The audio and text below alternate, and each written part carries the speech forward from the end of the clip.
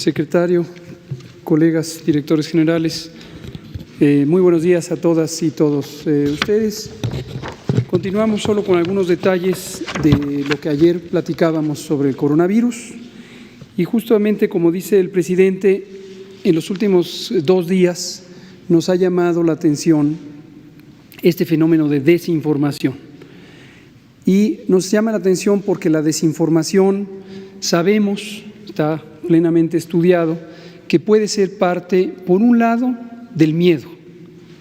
Como dijimos hace unos pocos días que trajimos a la doctora Lorena Rodríguez Bores, especialista en salud pública mental, que explicó cómo el fenómeno de miedo se produce de manera natural en los seres humanos y en la sociedad, pero se empieza a amplificar por contagio, literalmente, no es una metáfora. Literalmente el miedo se contagia y también es un reto de salud pública el lograr mantener la calma sin perder la atención y sin perder la ocupación de responder ante un fenómeno que ciertamente es importante y con el que debemos mantener atención, conocimiento, información clara y responder. La sociedad puede y debe responder para cuidarse a sí mismo cada persona, cuidar a sus cercanos, a su comunidad y a la sociedad en su conjunto. Entonces, volvemos a abrir este comentario con esta idea: de nada sirve el miedo, de nada sirve el pánico, pero es una reacción natural. Entonces, tenemos que bajarle al miedo para situarnos en la realidad, saber que es un fenómeno, una epidemia, que tenemos que estar atentos para hacer las medidas de salud pública, las medidas de prevención y control adecuadas, ni de más ni de menos. Ahora, en este tema del pánico, también lo que notamos en las últimas 2 días, en especial ayer, y es parte de lo que monitorea nuestra unidad de inteligencia epidemiológica, es la propagación de rumores. Y la propagación de rumores es un fenómeno que puede amplificarse por una respuesta social de miedo, pero también puede ser inducido por desinformación dirigida. Y esto lo digo porque a veces es difícil distinguir la legítima preocupación de personas que tienen responsabilidades, por ejemplo, directivos o jefes de instituciones estratégicas, instituciones importantes, por ejemplo, las universidades, las instituciones de educación superior, puede haber un legítimo interés de contribuir a la prevención. Y tenemos expertos en las universidades, colegas muy apreciados por nosotros, que ayer nos estuvieron llamando para decirnos: tenemos la impresión de que no se está haciendo suficiente en diagnóstico, no se está detectando los suficientes casos. Yo quisiera explicar para ellos, aunque ayer lo hablamos, pero también para todos ustedes y para la ciudadanía, cuáles son los elementos técnicos de la vigilancia que nos permiten decir con razonable certidumbre y confianza que sí estamos monitoreando por 6 mecanismos diferentes la distribución del virus. Y también disipar una idea que ayer se estuvo propagando, de hecho desde anteayer, y nos llamó la atención que se estuvo propagando no solo en México, sino en otros países, concretamente en Estados Unidos, en grandes cadenas de noticias, la idea de que México oculta los casos o miente o no se está dando cuenta y tiene 12 casos, hoy ya vamos a informar que 15, y en cambio Estados Unidos hasta ayer tenía 696 casos. Vamos a explicar en términos técnicos cómo debe interpretarse esto y cuál es la razón. Y la razón no es ningún misterio, lo van a ver incluso gráficamente. Ahora, entre esta lista de desinformación, para que vean ustedes el tipo de desinformación, cómo no es casual, insisto en distinguir la legítima inquietud que surge del miedo con buena intención, pero la desinformación que no es accidental. Ayer detectamos 2 oficios apócrifos que se les atribuían a los gobernadores de Aguascalientes y de Quintana Roo, y que en uno decía que se iban a cancelar distintas actividades, en particular la Feria de San Marcos, en el caso de Aguascalientes, falso, el gobernador ratificó que era falsa la información. Y en Quintana Roo, que decía que el gobernador Carlos Joaquín llamaba al cierre de escuelas en el municipio de Benito Juárez. Falso también. También tuvimos saturación de nuestro servicio de atención telefónica, el número 800, y esto fue derivado de que circuló prolíficamente en las redes sociales una falsa nota atribuida a la Dirección General de Epidemiología que llamaba a las personas a que solamente llamaran al teléfono y esperaran que fuera alguien a tomarles una muestra para diagnóstico. Falso. Esta información, que originalmente la habíamos publicado 2 meses atrás para una situación muy específica de los viajeros que venían de China, cuando eran muy poquitos casos en el mundo, después se distorsionó y se hizo masiva con esta idea falsa de que va a ir personas a tomar muestras a domicilio.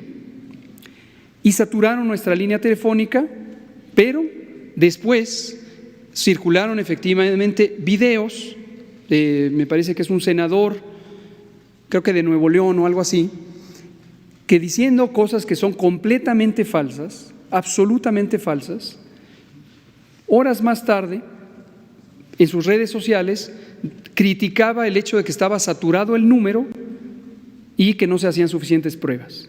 Es decir, la idea de hacer pruebas, la idea de que no hay una respuesta adecuada y las falsedades. Otra cosa que creo que es desafortunada, esto lo digo con absoluto respeto al poder legislativo, ambas cámaras han hecho sendos pronunciamientos, en el caso de los diputados de manera formal por parte de la Junta de Coordinación Política, en donde exhortan a la Secretaría de Salud y al Consejo de Salubridad General, uno, a declarar el estado de emergencia. Hemos explicado múltiples veces por qué no hay criterios para declarar el estado de emergencia sanitaria, pero además le exhortan o nos exhortan en la Secretaría de Salud a hacer exactamente lo que venimos haciendo desde el 3 de enero. Insisto en expresar mi respeto a los y las legisladores y a este poder de la Unión, pero afortunadamente lo que piden que hagamos, ya se ha venido haciendo. Entonces la respuesta va a ser muy simple, es lo que hemos venido haciendo. Y por último destaco 2 cosas. Una, estas oleadas de miedo también afectan a los altos dirigentes políticos y pueden llevar a una situación no adecuada de cancelaciones anticipadas de eventos. Hemos dicho desde el inicio que en el plan técnico de respuesta tenemos contempladas las posibles posposiciones, reducciones o cancelaciones de eventos, pero no es saludable que eso se haga sin una base técnica, porque entonces empiezan a proliferar las cancelaciones y las repercusiones no son solo las económicas y sociales que derivan de eso, sino que desgastan las intervenciones de salud pública encaminadas al distanciamiento social.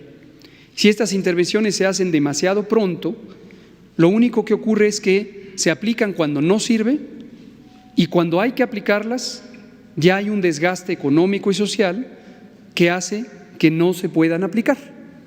Entonces hacemos un llamado a la calma en ese sentido, reiteramos, insistimos en que tenemos perfectamente identificado el plan técnico de que podría ser útil hacer restricciones de eventos públicos, pero no hay que hacerlo de manera desordenada y sin que esté acoplado a la realidad epidemiológica. Tiene que hacerse cuando es adecuado. Y por eso es importante mantener el orden, la calma, la disciplina institucional y la comunicación. Y lo otro es el contexto internacional.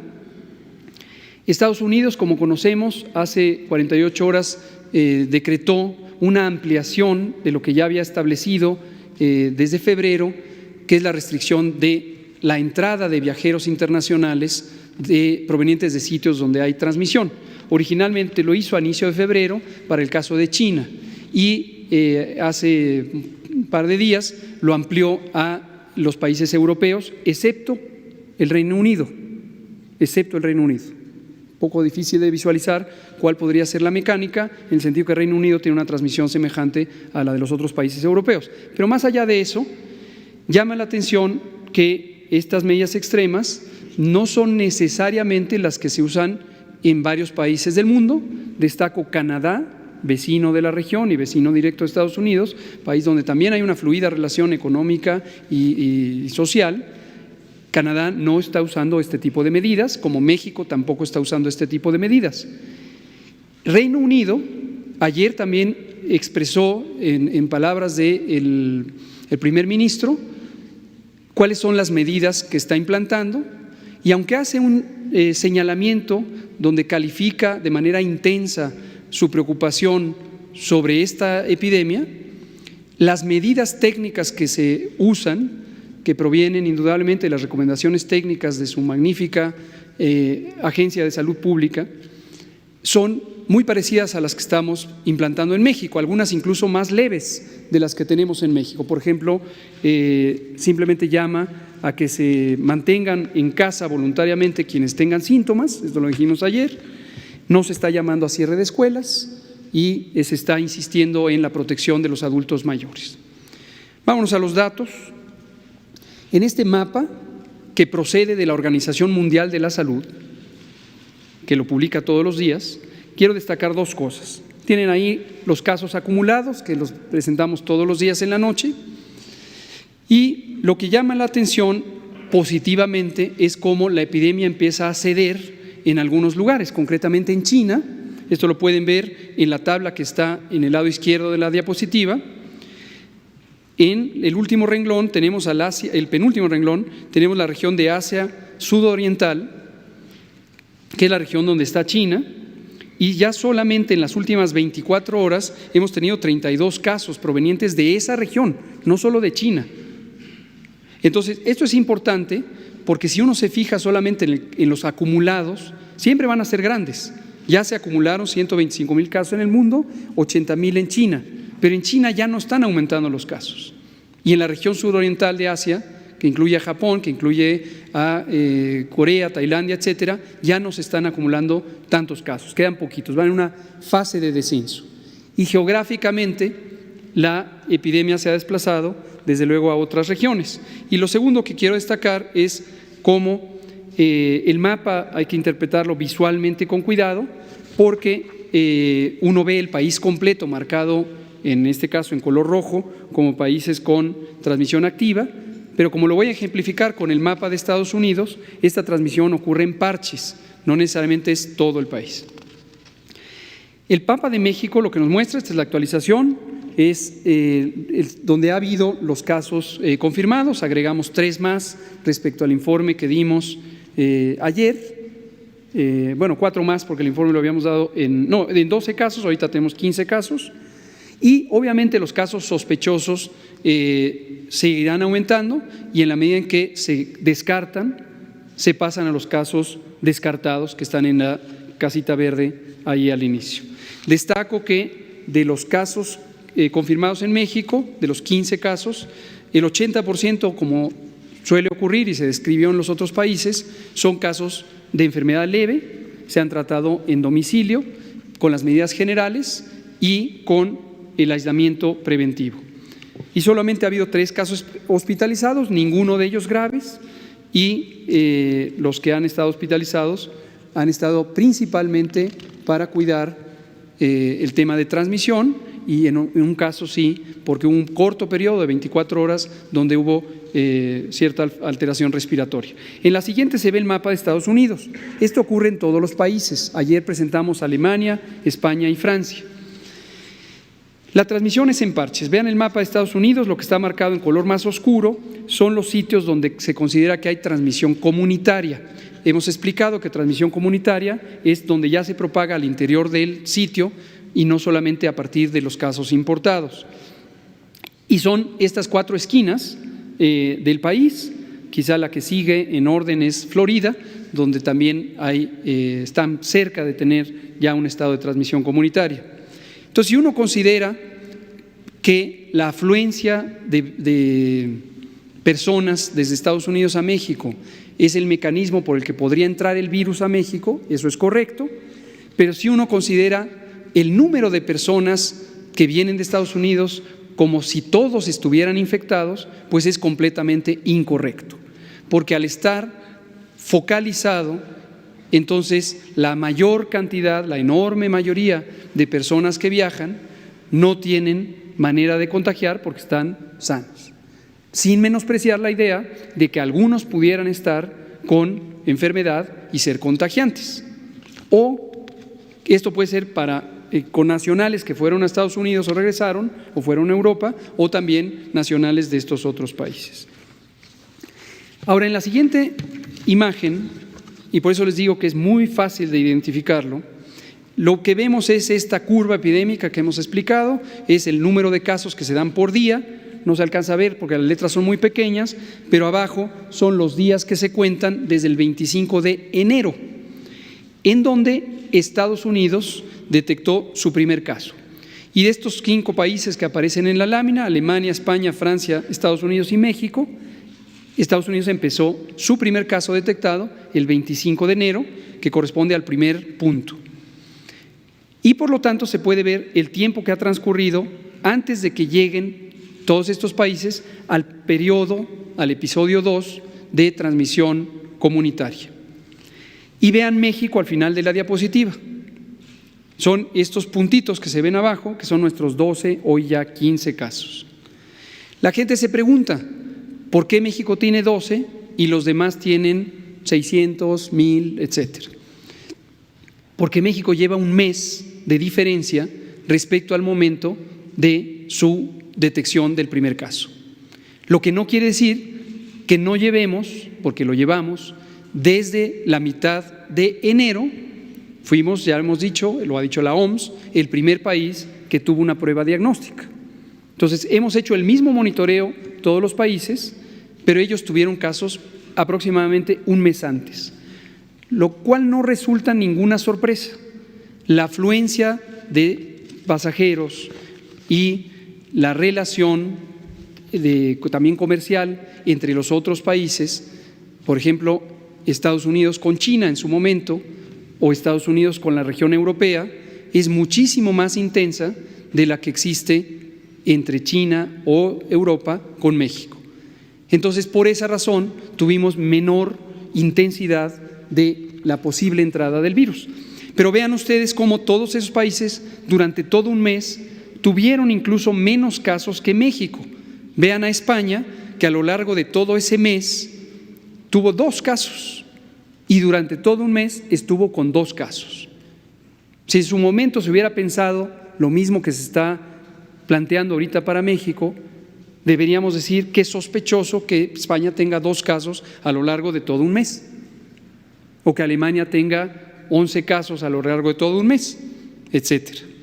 No es sospechoso, así funciona. Y concluyo de esta imagen con la idea que hemos dicho todos los días: es muy probable que llegaremos al punto en donde en México entremos a un periodo de transmisión comunitaria. También es probable que circulen algunos casos que no hayan sido directamente detectados. Esto tampoco debe preocuparnos, así funcionan las epidemias. Ocurrió así en países, ya sea que hayan restringido viajes o no, porque estos fenómenos tienen un periodo de incubación poblacional. Esto es muy parecido a lo que pasa cuando nos infectamos individualmente, por ejemplo, con el propio coronavirus. Cuando entra el coronavirus a nuestro cuerpo, no podemos detectarlo porque no tenemos síntoma alguno. Y si hiciéramos pruebas en la garganta todos los días, hasta que encontramos el primer día en que hay virus, también pasarían 7 a 14 días antes de que presentemos los síntomas. Y eso médicamente se llama periodo de incubación. En la población pasa lo mismo. Hay un periodo donde no hay manera de encontrar todos los casos existentes o todas las infecciones existentes porque son demasiado pocas. Pero hay un momento en donde ya hay suficientes como para empezar la transmisión. Así funciona, y lo que hay que hacer, y así lo hemos hecho, así lo hace Canadá, así lo está haciendo el Reino Unido, así lo hace la gran mayoría de los países, es estar preparados para responder apropiadamente en identificar los casos, diagnosticarlos, aislarlos preventivamente y estudiar a los contactos. Y cuando se pasa a la transmisión, donde ya no son rastreables las cadenas de transmisión, porque son muchos, están también todas las otras medidas de salud pública que hemos comentado. Esta misma noche vamos a explicar algunas de las medidas, como lo hemos hecho antes, pero en este periodo esperable de transición, hacia la fase 2. Ya lo explicaremos técnicamente en la noche. Ahora, pasemos al tema, y me voy ya más rápido, de las pruebas. Esta idea de cuántas pruebas y estas comparaciones de pruebas por millón de habitantes y que Corea ha hecho 200,000 pruebas, etcétera, no tienen una repercusión sobre la capacidad de identificar a los casos. ¿Por qué razón? Porque hay muchos mecanismos con los que se puede documentar la circulación o no circulación de los virus. Y les platico lo que hacemos en México, siguiendo el modelo combinado de vigilancia. En primera, para aclararlo de manera directa, no es ningún misterio y no tenemos que ocultar nada. Arrancamos en este ejercicio desde enero con estas 9,100 pruebas. Las 9,100 pruebas están distribuidas en el Laboratorio Nacional, el INDRE, que reservamos 1,500 a nivel central, y todas las demás las desplazamos a los laboratorios estatales de todo el país, 31 laboratorios, el laboratorio de la Ciudad de México, otras 200, y los 6 laboratorios de apoyo que están en Institutos Nacionales de Salud y hospitales de especialidad, también del ISSSTE, también del Seguro Social. Hemos querido descentralizar el diagnóstico desde el inicio. Ahora, lo que se muestra en la gráfica es la cantidad de pruebas que se han hecho o que se han necesitado hacer porque ha habido casos sospechosos a los que se les hace la prueba. Y se ve por estado y vean que todavía hay una reserva importante de pruebas en cada sitio. Y obviamente vienen nuevos insumos que llegarán oportunamente para seguir haciendo tantas pruebas como sea necesario de acuerdo a la fase epidémica de la enfermedad. En la siguiente lo que vemos es el estudio de contactos, es una tabla resumen con los 15 casos que tenemos, su sitio de residencia o el sitio donde se identificaron y el número de contactos que se han estudiado para cada uno de ellos.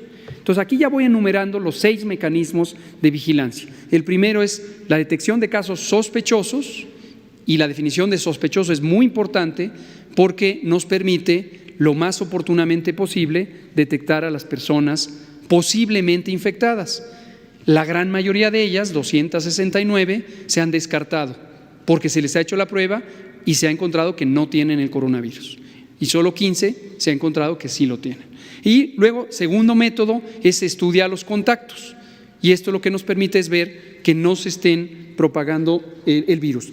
Hago notorio también que de los 253 contactos, solamente uno resultó positivo al coronavirus en uno de los casos, cuando los demás tampoco tenían el contagio. Entonces, eso es una señal positiva de que no hay una propagación. Los otros 4 métodos son este monitoreo de virus que hacemos en el país. Tenemos un panel de 14 virus que son importantes en la enfermedad respiratoria, influenza A y B, metaneumovirus, varios virus, y también el coronavirus. Entonces, a las personas que se vigilan en el sistema de vigilancia de influenza, y estos son unidades monitoras por todo el país, quien no resultó positivo a influenza o los otros virus, también tiene la prueba de coronavirus y se encuentra si lo tiene o no. Hasta el momento, en las rondas semanales que hacemos de esta vigilancia y que empezamos desde enero, no se han encontrado coronavirus circulantes fuera de los casos documentados. Y los 2 últimos métodos son vigilar la ocurrencia de infecciones respiratorias, tanto las que se parecen a coronavirus, porque son un poco más intensas, como las que son comunes. Los catarros comunes se vigilan y hay millones de catarros comunes todos los años. Esta es una vigilancia histórica que existe desde los años 70, pero lo que nos permite ver es en el tiempo si aumentan o disminuyen y en un momento dado esto lo tenemos hasta el nivel de cada unidad de salud y cada municipio y cada jurisdicción sanitaria y cada estado. Entonces, si hubiera una señal en donde en lugar de haber lo esperado de infecciones respiratorias empezaran a aumentar, es una señal muy temprana que no necesita de la confirmación diagnóstica para decir ahí podría estar emergiendo la transmisión comunitaria de coronavirus.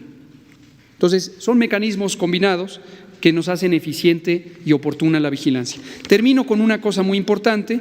En esta diapositiva se ilustra algunas, no son todas, de las relaciones que hemos tenido para el propósito de la preparación y la respuesta con organismos tanto privados como sociales. Incluye la Conferencia del Episcopado Mexicano, porque sabemos que todas estas entidades sociales y privadas también son contribuyentes importantes de la respuesta. Básicamente las relaciones que hemos tenido, en algunos son acuerdos para poder difundir información.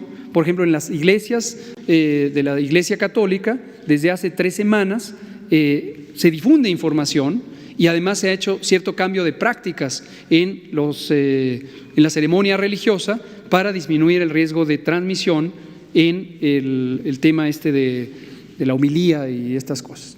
Y con Google, con otras empresas dedicadas a informática, también hemos tenido una colaboración, incluso ofrecida por ellos mismos, para poder privilegiar el acceso a la información creíble, verificable y que se disminuyan los rumores y las falsedades. Con Aeroméxico, desde hace una semana más o menos, ellos han difundido a todos sus clientes información de salud pública, preventiva, que proviene de nuestros propios materiales hechos por el gobierno, por la Secretaría de Salud, y también ellos ofrecieron, y ya lo empezaron a hacer, un tamizaje de síntomas a todos los pasajeros de Aeroméxico que salen. En agradecimiento a esta empresa de aeronáutica, porque eso ayuda también a proteger no solo a los mexicanos y mexicanas, sino al resto de la población mundial. Muchas gracias.